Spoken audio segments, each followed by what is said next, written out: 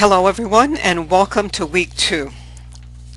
I hope that with the first week you have gotten accustomed to the rhythm of the course and that you had a good learning experience. I think we're off to a good start. This week we focus on job analysis, distinct types of appraisals and their pros and cons, motivational factors, rating systems, and you will show your organization's performance appraisal instruments, forms, or tools. This will help us see some real-life examples and apply what we're learning to some of those instruments.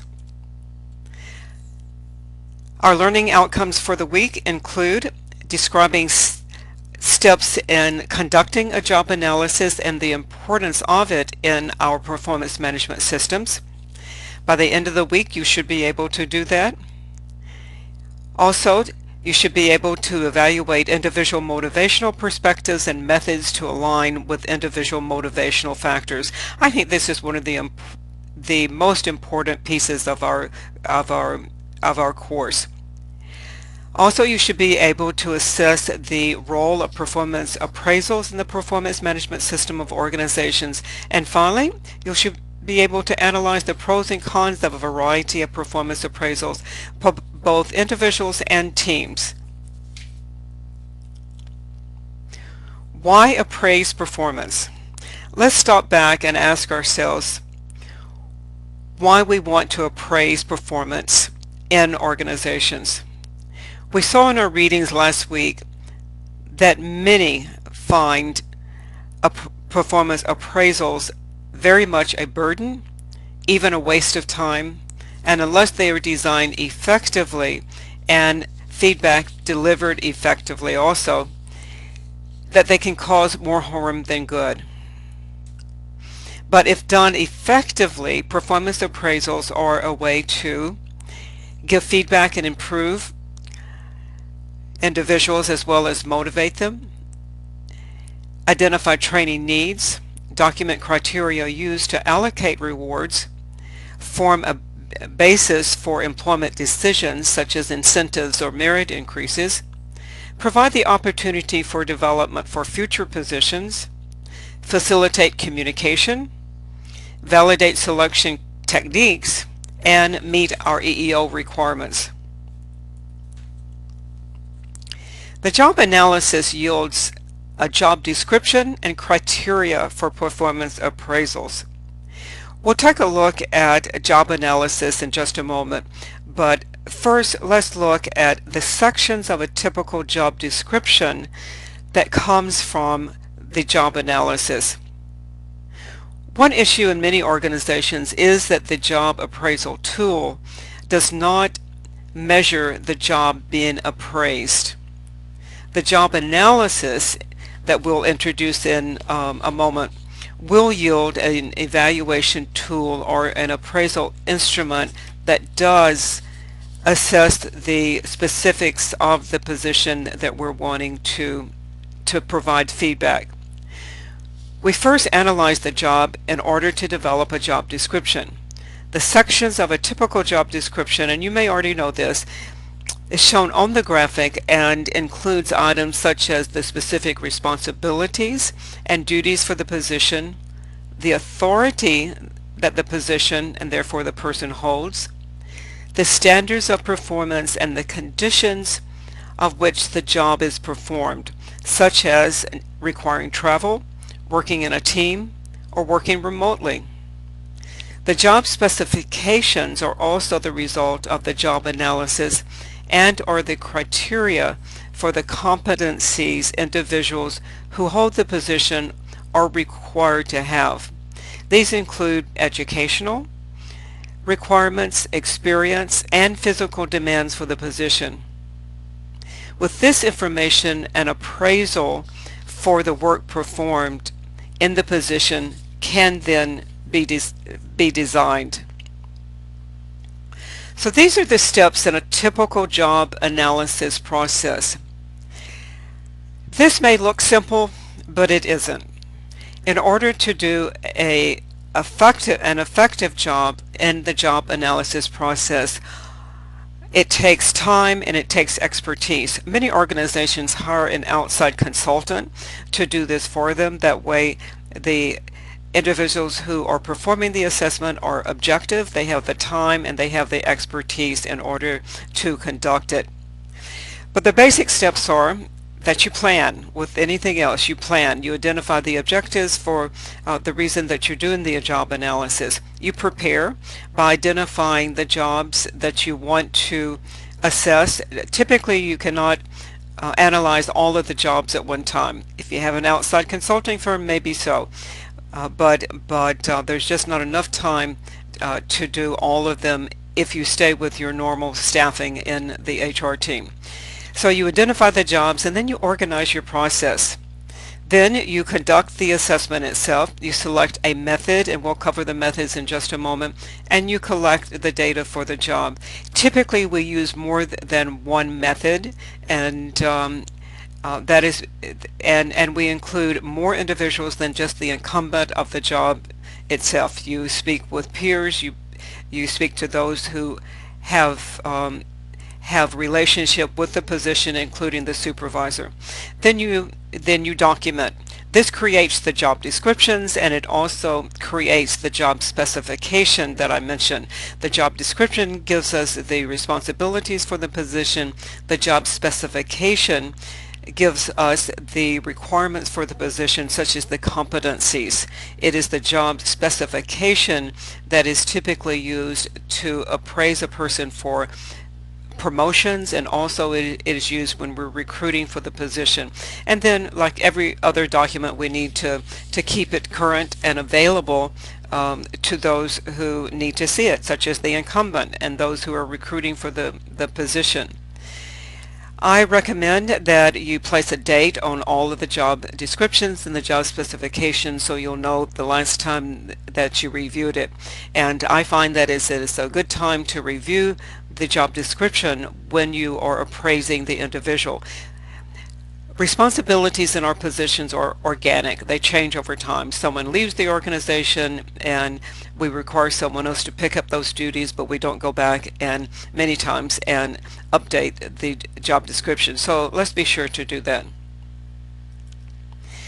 Some of the methods, your material, it's in the form of a YouTube this week for the job analysis. We'll give you more information about this, and there are other ways that you can learn more if you would like to. But the basic methods are, first of all, observing the individual who's doing the work, and of course taking notes. Today we can videotape the person.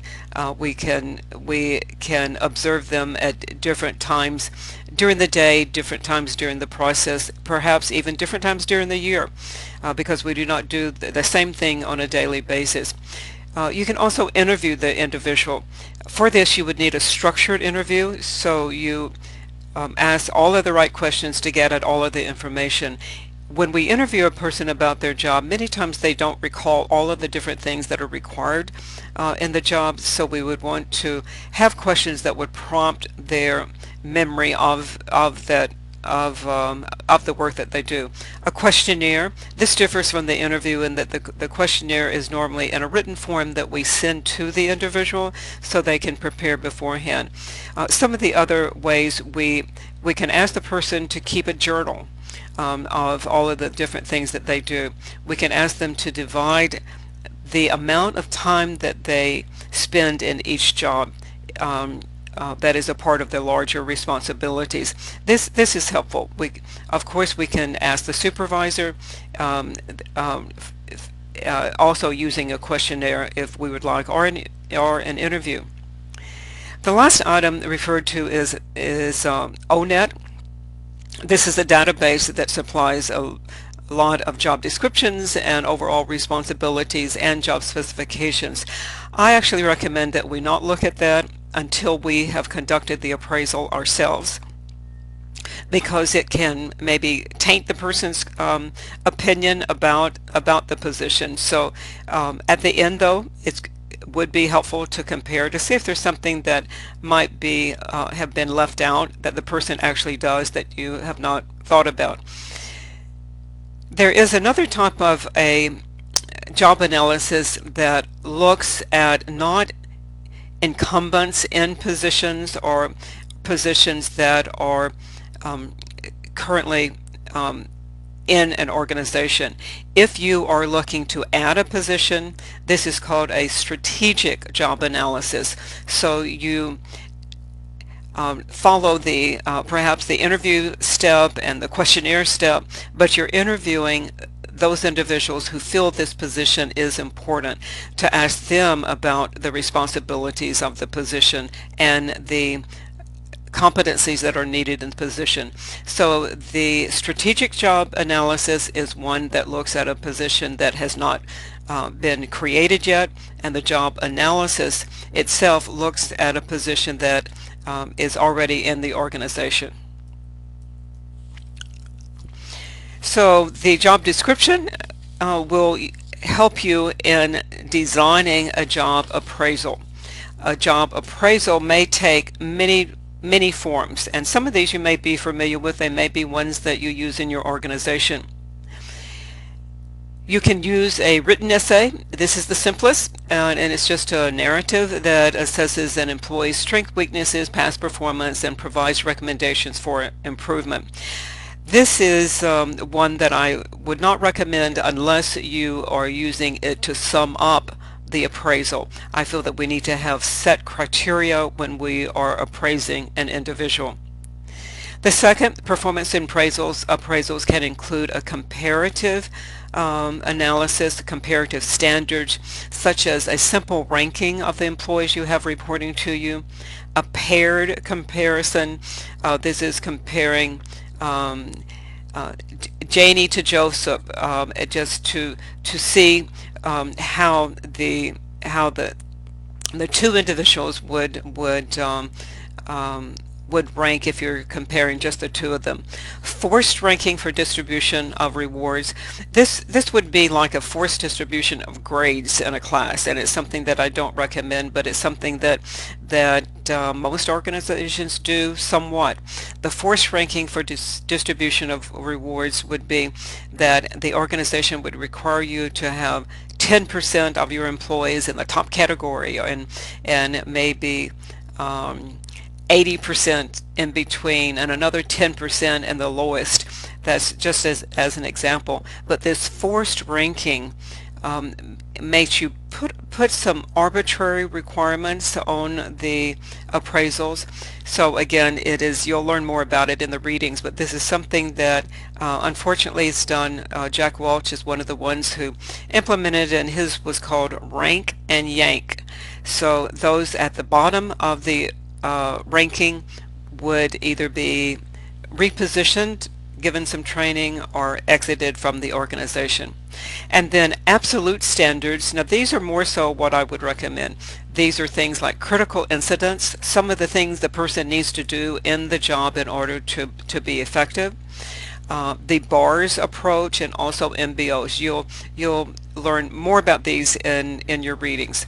I recommend a combination of these. Again, the written essay, I like to sum up what I have shared with an employee in their performance appraisal itself. I do like to include MBOs, and I like to include some critical incidents that are taken from the individual's job description.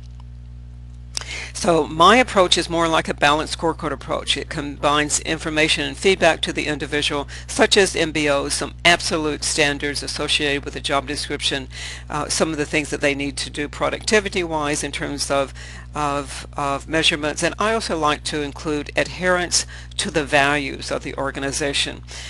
The values of the organization are more about the how a person goes about performing their job, and I think it's critical. I think it's critical to the success of the individual and also the organization.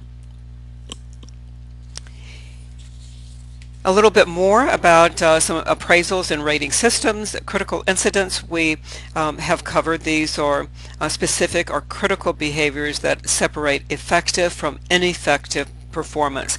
Sometimes in our classes I'll share an example of what is an effective result on a paper and what is not an effective performance on a paper. You do the same thing at work. A graphic rating scale.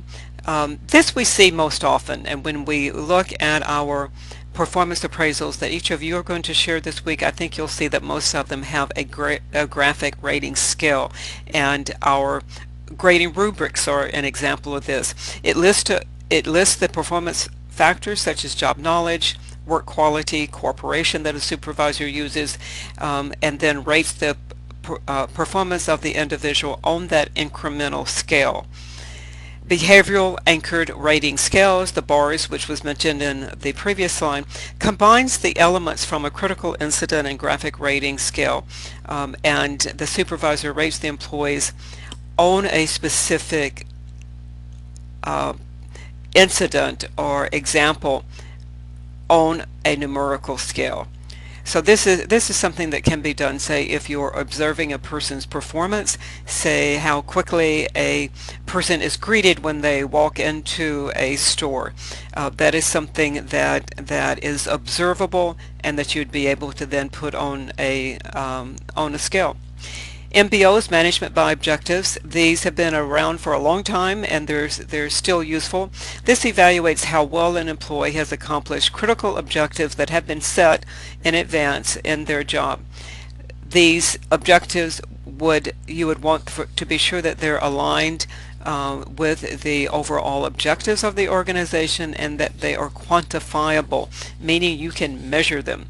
And they could be things like sales and profits or customer service. And then the 360-degree feedback. How many of you use these in your organizations? I bet most of the hands went up. So this is a multi-source feedback method, and it provides a comprehensive perspective of employee performance feedback from a full circle of individuals that the person interacts. It's usually the supervisors of the person, the subordinates or direct reports of the person, their peers or co-workers. It can also include vendors that the person works with or customers. I find this extremely effective for career coaching and identifying strengths and weaknesses. I do not recommend it though for merit increase purposes, which you'll hear about as we go through the course. The instrument that I like to use is from the Center for Creative Leadership, and we will discuss that a little bit later on as well.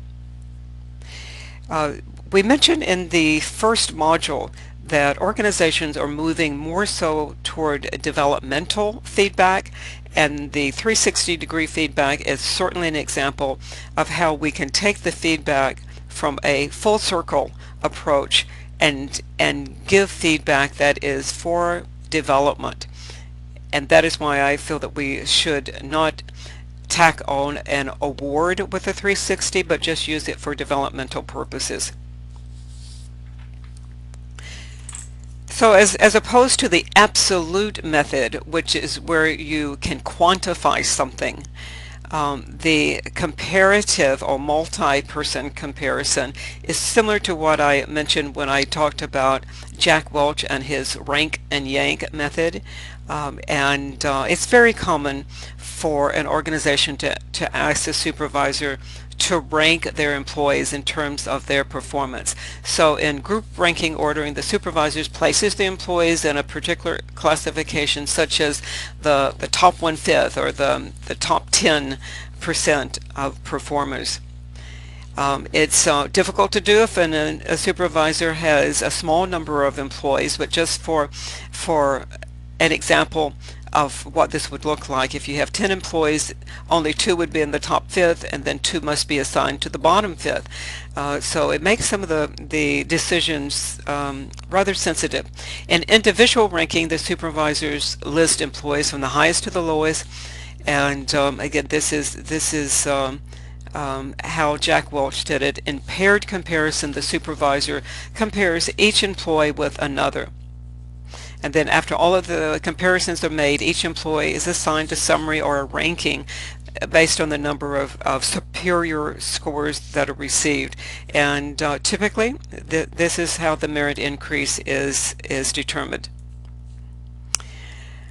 3 of the more popular approaches for delivering feedback to individuals are the graphic rating scale, the behavioral observation skills, and the balance scorecard.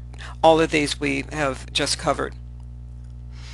This week in our discussion forum, you have been asked to share your organization's performance appraisal instrument or tool. Typically, most in the class will share one that has a graphic rating scale. This can be enhanced by including other design elements, but on its own, the validity of it, as shown on the graph, is usually low. And the validity is whether the instrument measures what you want it to measure. So a graphic rating scale, the validity of it is usually low.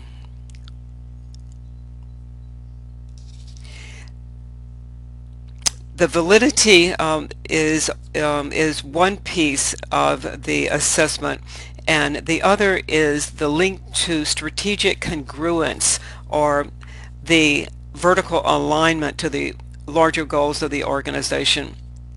For the graphic rating scale, this is also usually low, but people generally accept it because it is not very complex,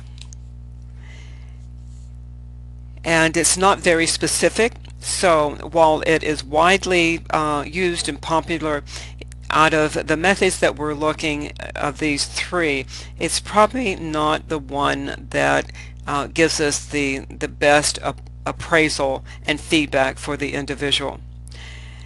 Behavioral observation skills can be effective if we have the opportunity to actually view the performance of someone.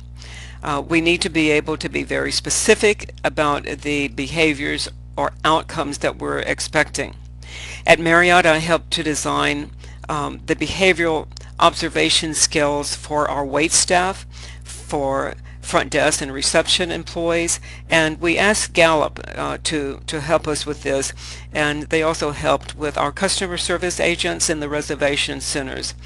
We were actually able to put the behaviors into categories, and it helped greatly with the selection processes of individuals for these positions. For example, our housekeepers, we were able to observe, had a high level of gestalt, and that is having a need to be sure that everything is in its place. That's something that's definitely needed for housekeepers. For the wait staff and the desk reception employees, we were able to observe that some of the behaviors that were successful in their position was the ability to immediately engage with a guest, whether they're at the desk or in the restaurant, and also to know when to engage and when not to engage. Sometimes people just want to have their meal and be quiet and not be bothered, or to get quickly from the front desk up to their room. So the ability to discern whether a person wanted to be engaged was something that we look for, and these are things that can be observed. And as you can see, the strategic congruence, or the vertical alignment, can be very high if it's developed properly. Validity is usually high if you have determined the behaviors that you want to see very carefully and can measure them. And though it's sometimes difficult to develop, that's why you could use a firm like a Gallup or others that can help you with this. And the specificity, it's hard for me to say, is very high, in that you can identify the specific behaviors that you are looking for in the position. And then the balance scorecard. The balance scorecard is a popular method for many organizations to use for particularly management positions, but you can use it for any position. Everyone needs goals or objectives in their position. It can contain, as we did at Marriott, and many organizations do this, a component for financial rewards or financial results, the customer or client satisfaction measurement, managerial aspects of the job, such as the development of individuals reporting to the person, and a combination of the MBOs from the responsibilities of the position. and we can take those from the job description. This emphasizes why it's important for management positions, and it also emphasizes the importance of having a good job description. As I've already mentioned many times, the values of the organization are also included.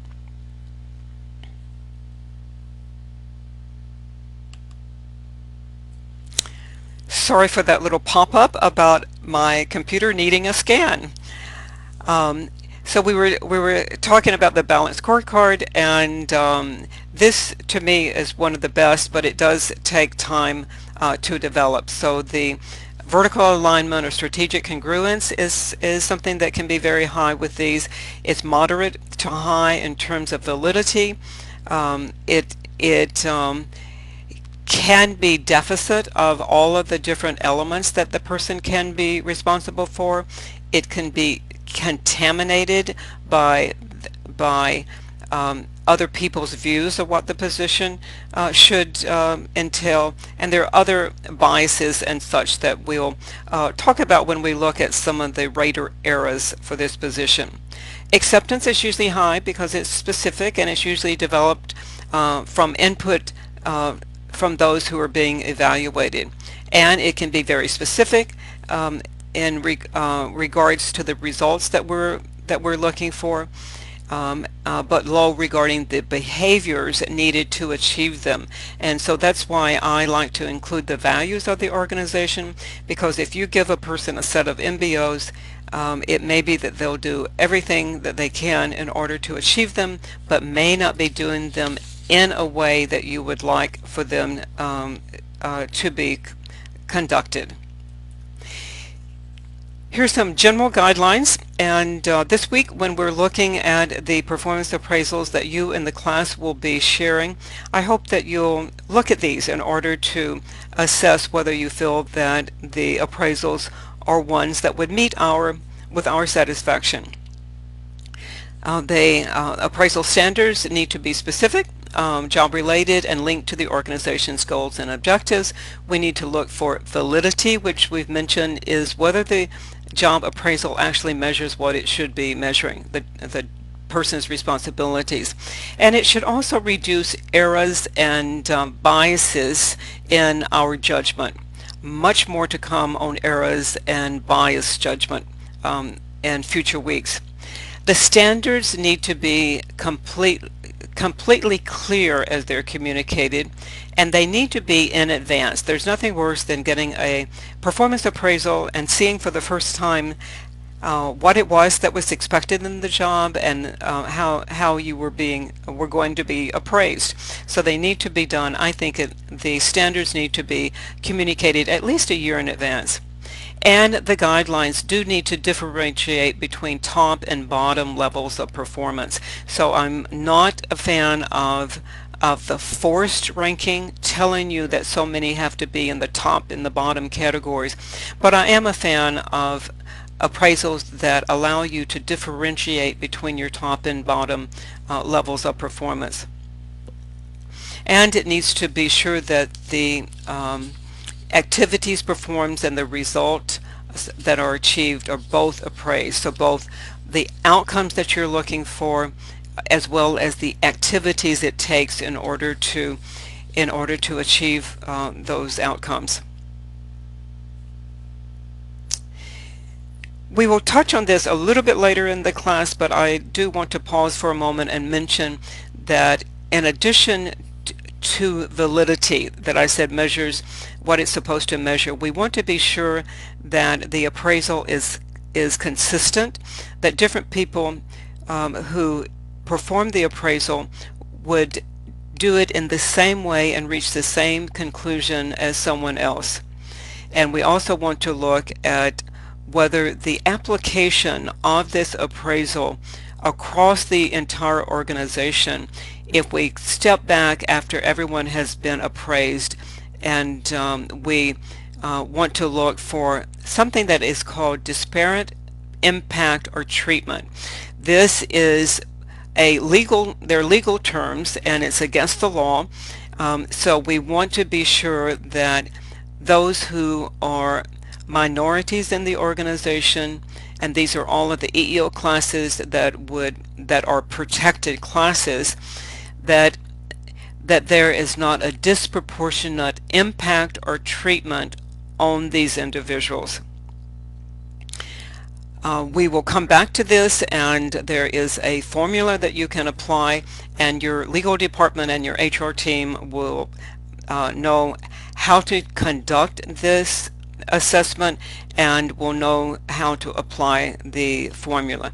So when you look across the organization, if you use all of the appraisal that have been designed for the positions, you want to look back and look by protected class to see if there is any disproportionate treatment. That doesn't mean that there is something wrong, but it does mean that we need to look a little bit deeper into the situation. So here are some general guidelines for best practices. This follows some of the comments that we just made. And again, you're going to share your performance appraisal also in the class. You'll be asked to assess an organization's practice using a case study that we have given from the Harvard Business Publishing site, and you're going to make recommendations to improve their current system. Here are some of the guidelines we would consider best practices. We want to be able to look to see if there's acceptable or unacceptable results, that we can clearly discern those, that the criteria is consistently applied, and as we know, that leads to horizontal alignment throughout the organization. The raters can consistently observe work performance, or if the performance cannot be observed, that there's ample data that can give us information that we need for the assessment. The raters, these are persons who are actually conducting the performance appraisal, they need to be trained in using the appraisal and how to give feedback results to individuals. Sometimes it is the most important thing that a supervisor or manager can do, and sometimes it's the areas that they are least effective. So we need to be sure that training is given. Developmental feedback should be separated from a judgmental appraisal. This helps to reduce the bias of the individual. So we want to have the developmental feedback, such as something from a 360 performance appraisal. And we do know that this is one of the trends in performance appraisals, that we look at how we can develop the person and for their learning purposes. This doesn't mean that we don't look at the performance for a year. We certainly do that, but the major focus would be on and how we can gain improvement. And we also need to have an appeal process in case the person feels that they do not disagree, or that they do not agree with the appraisal that we are that has been given. So this helps with resolving issues before there's a lawsuit. It also helps to give the individual a voice in the process, and this leads to organizational justice, or perception of it, that we have mentioned and will mention in more detail in weeks to come.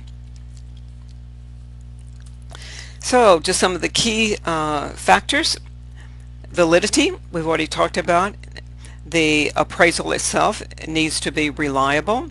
There needs to be strategic congruence. This is the vertical and horizontal alignment.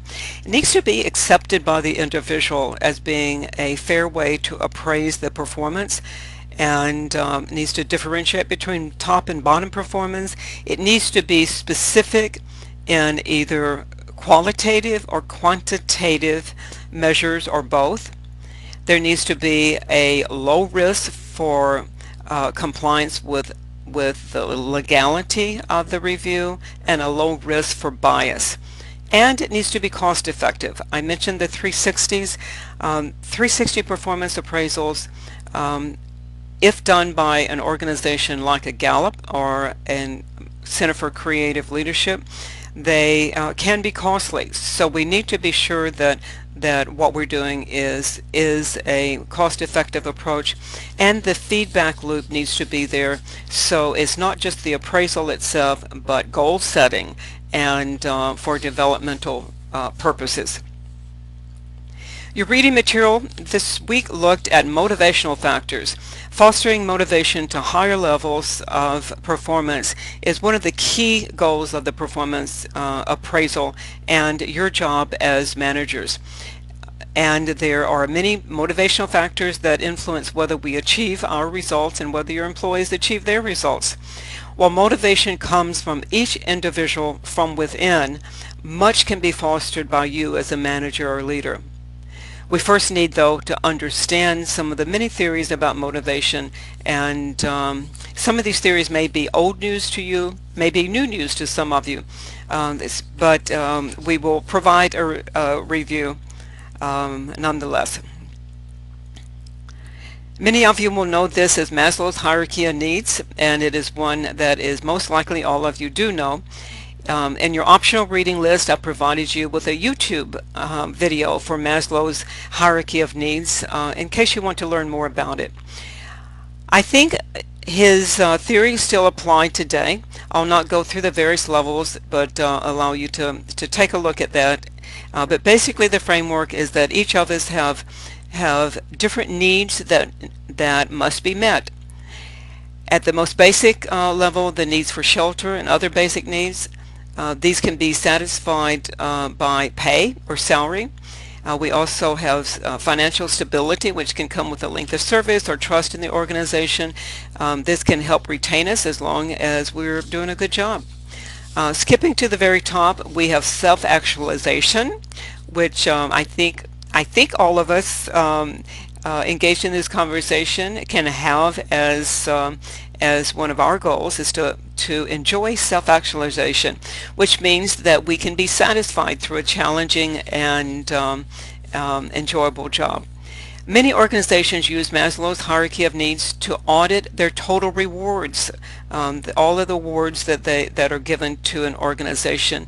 I think it's a very good tool to use, and it's something that you could use in some of maybe your staff meetings with individuals who report to you, and just discuss these different needs and then talk about whether the needs are being met.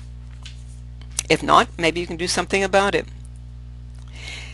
Your reading material for the week gives a terrific new framework for looking at drivers for motivating employees, and the drives are that we all have the drive or the need to acquire, to bond, to comprehend, and defend. And for each of these, there is a lever that we can apply in the workplace in order to satisfy that drive. So as you can see, for acquire, it's our reward system. For bonding, it's our culture. For comprehending, it's the job design. And for defending, it's our performance management and resource allocation processes. Most students in this class find this a very intriguing framework, and I think that you will too. The framework also gives you some actions that you can apply for these drives. So I'll leave that to you to read. Just wanted to give you a bit of a preview, and I think you'll enjoy it and find it helpful. So here are some of our other readings for the week.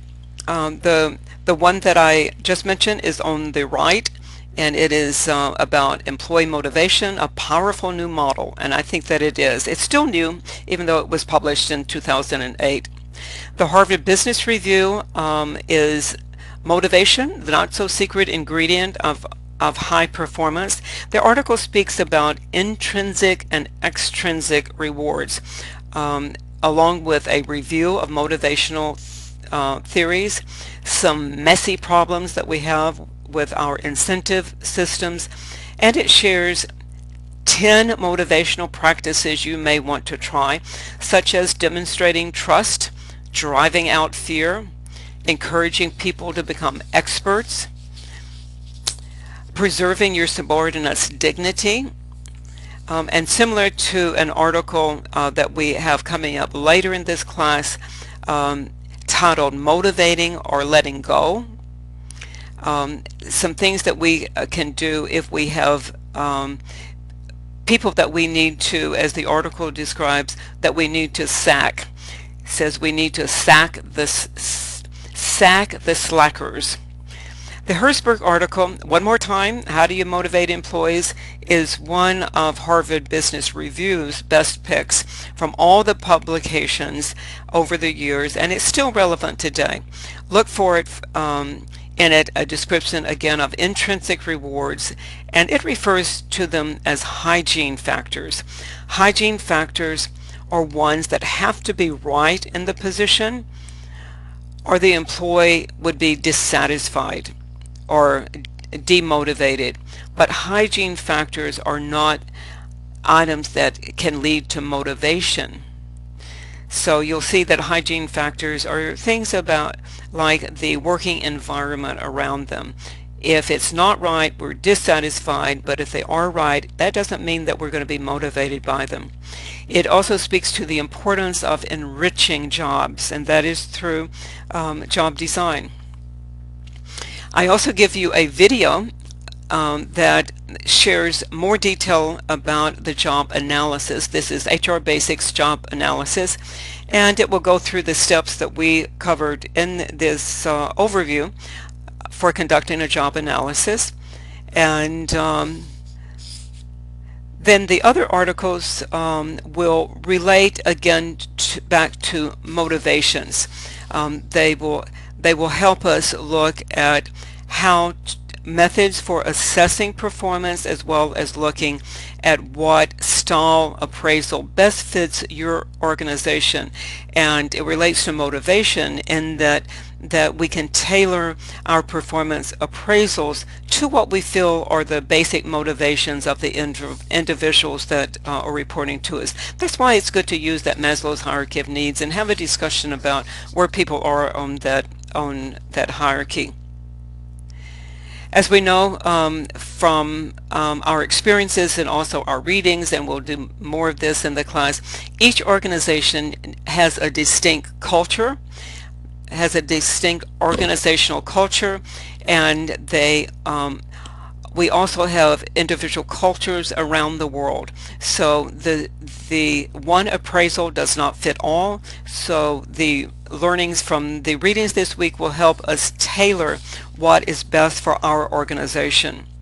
If you want to look at next week, we turn to some of the legal considerations of performance appraisals. I coined these as landmines that we need to look out for. And we look a bit at the link of appraisals to compensation or other rewards. So we look at the legal risks of appraisals. We also dive a little bit more into a term that I've used in my first two presentations, the overview of the course and in this one, of organizational justice. And we also look at employment actions that could follow the appraisal, and then types of compensation, and we'll look at the 360-degree process a little bit more. But first, we go back to the information for this week and look at our introduction of performance appraisals in the process. I hope you have a great week, and I will be with you online. Take care.